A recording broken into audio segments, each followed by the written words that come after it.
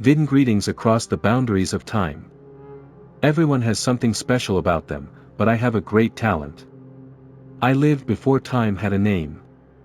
That has made me see and hear things that no human could ever imagine, most of which have been lost.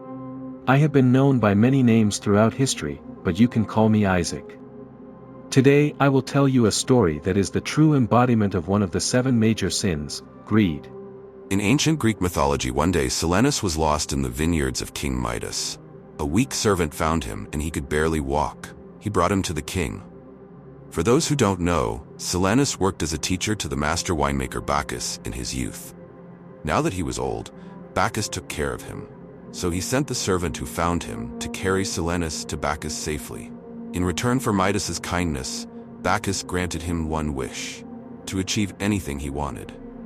Midas knew what he wanted more than anything else in his life. Kings at that time had treasuries in their palaces to store gold and jewels. Midas's treasury was the largest of his time. He had mountains of gold and silver chests in his treasury and a river of jewels. Midas loved the yellow metal more than anything else in his life. He loved it so much that he named his only daughter Margold. So when Bacchus offered him his wish, he wished that everything he touched would turn to gold. His wish came true.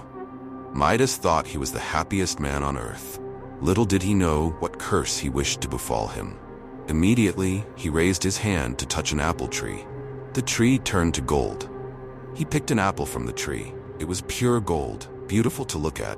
Midas was happy and continued walking to his palace, the places where his feet had turned to gold. The king sat at the table. In front of it were the most delicious fruits. The apple was delicious, and the grapes were soft and sweet. But as soon as he bit into a grape from one of the delicious bunches, it turned into a golden ball in his mouth, and he almost choked on it. He took it out of his mouth and took a glass of water, and with the first sip from his lips, the water turned into liquid gold. The richest king on earth sat unable to eat or drink, thinking what if his kingdom and friends turned into gold. While he was thinking, his daughter came from behind silently, and with a light movement and hugged him from behind as usual.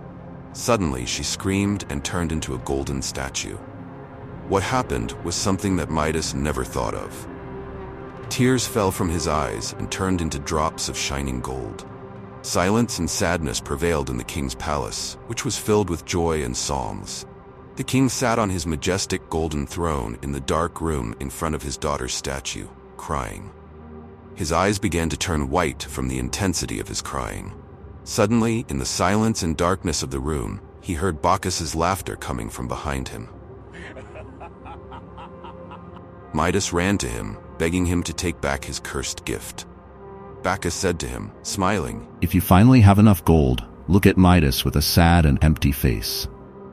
Bacchus took pity on him and said to him, "Greed is part of every human heart. I cannot cure you of it, but if you want to get rid of your golden touch, go to the spring of the Pactolus River and bathe in it. The pure water of this river removes your golden touch." The king obeyed and ran to the spring and was finally free. But the strange magic was transferred to the waters of the river. To this day, the Pactolus River in Turkey has beautiful golden sands that shine in the sunlight. We will meet another day in a story from another time. Don't forget to subscribe and like to see me again until we meet again soon.